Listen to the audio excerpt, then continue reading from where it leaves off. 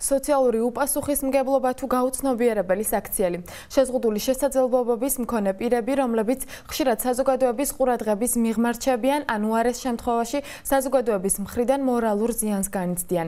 რატომ არ ჩაისვა ერთ-ერთი ტაქსის მძღოლმა ეტლით მოსარგებლე პირველი ჯგუფის ინვალიდი ბიჭი ავტომობილში და რა მოტივით უთხრა უარი ოჯახს, რომელსაც პირველი ჯგუფის ინვალიდი სამედიცინო დაწესებულებაში ვირუსის გამო ჰყავდა მიყვანილი.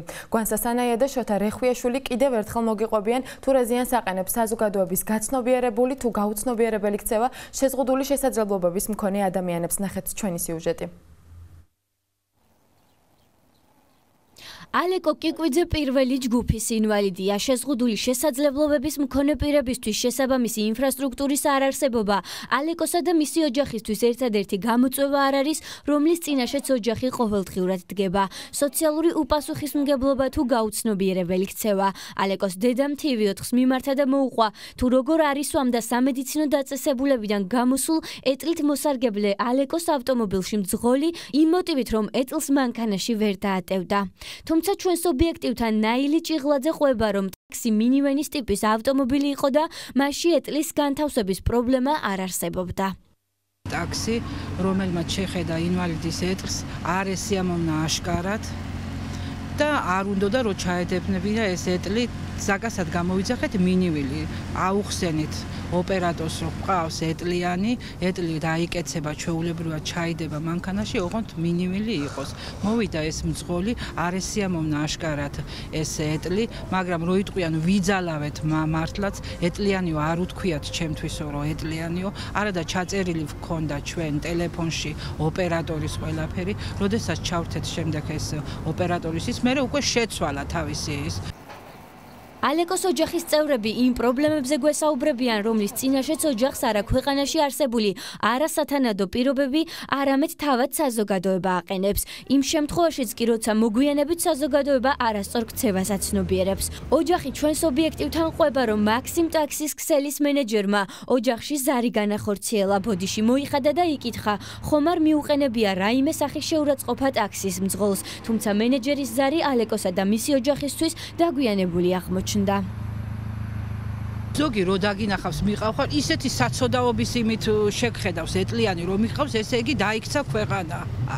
ესეთი ის არის და ძალიან გულზე მოქმედებს მაგალითად ჩემზე. ესე ჩვეულებრივად არის, ჩვეულებრივად აზროვნებს ერთადერთი ზის ეტლში, არავინ არ იცის, ხვალ ვის რა მოვა. უნდა როგორც ყველა ჩვეულებრივი ადამიანის სიტუაციაში ალეკოც მიუხედავად იმისა, რომ ჯგუფის ინვალიდია, ჩვეულებრივ აზროვნებს, ფიქრობს და ძალიან განიცდის, ემოციურად ძალიან ცუდ მდგომარეობაში იყო სხვათაშორის გუშინ. კომპანიის მენეჯერმა განგვიცხადა, რომ შეურაცხყოფა ხوار მოუყენებია მძღოლს, მაგრამ ამაზე მეტი შეურაცხყოფა ჯგუფის ინვალიდი, რომელსაც ეტლს არ ადებიებს ტრანსპორტში და არ აძლევ უფლებას, რომ ნორმალურად გადაადგილდეს, არ ამგონია რა სხვა იყოს მეტი რაღა უნდა ექნა. მორალური და ფსიქოლოგიური ზიანი, რომელსაც შეზღუდული შესაძლებლობების მქონე პირებს საზოგადოება აყენებს, ზოგჯერ იმაზე ძლიერია, ვიდრე ის ფიზიკური პრობლემები და არარსებული ინფრასტრუქტურა, რომლის წინაშეც საზოგადოების ეს ფენა ყოველდღიურად დგება. ამას ჩვენს კამერებთან ფსიქოლოგებიც ადასტურებენ. როგორც ფსიქოლოგი თვითონ აი ამ ტერმინსაც მოვშლირი, შეზღუდული, ასე ვთქვათ, არ მომწონს ეს, იმიტომ რომ აი მე ვამჩნევ, რომ აი ამ ზღუდეს ჩვენ თვითონ ვქნით და ეს არ არის ღევანდელი ინციდენტიდან გამომდინარე, საერთოდ ჩვენ შევქმნით ეს კედელი. ძალიან მძაფრად აღიქვამენ ისინი ამ მოვლენებს. იცით რა არის, მათ უკვე ეძლებათ იმის საშუალება, რომ ისინი ჩაუფიქრდნენ, ჩაუკვირდნენ თავის საკუთარ თავს, გააკეთონ ესა უკვე ანალიტიკა გონება საკუთარ თავზე ძალიან ესეთი დღეში აქვთ უვითარდებათ რაღაცას იკირკიტებენ საკუთარ თავში აი თურმე რატომ აი თურმე და ასე შემდეგ ჩვენ არ უნდა მივცეთ მას ამის საშუალება. TV4-ის საკითხთან დაკავშირებით ტაქსის კომპანია მაქსიმს დაუკავშირდა ტაქსის გამოძახების სერვისის მაქსიმის რუსთავის ოფისის მენეჯერმა ჩვენთან საუბარში განმარტა, რომ მძღოლს მგზავრების გადაყვანაზე უარი არ უთქვამს და ადგილზე მხოლოდ გაუგებრობას ჰქონდა ადგილი. თოლმა პირნათლად შეასრულა მისი მოვალეობა და კონკრეტული მოქალაქე დანიშნულების ადგილზე უსაფრთხოდ მიიყვანა. პირად საუბარში შეკვეთის შემსრულებელმა განაცხადა, რომ უარი მგზავრის საყვანაზე არ უთქვია, სათანადოდ მოიმსახურა და მიიყვანა დანიშნულების ადგილზე.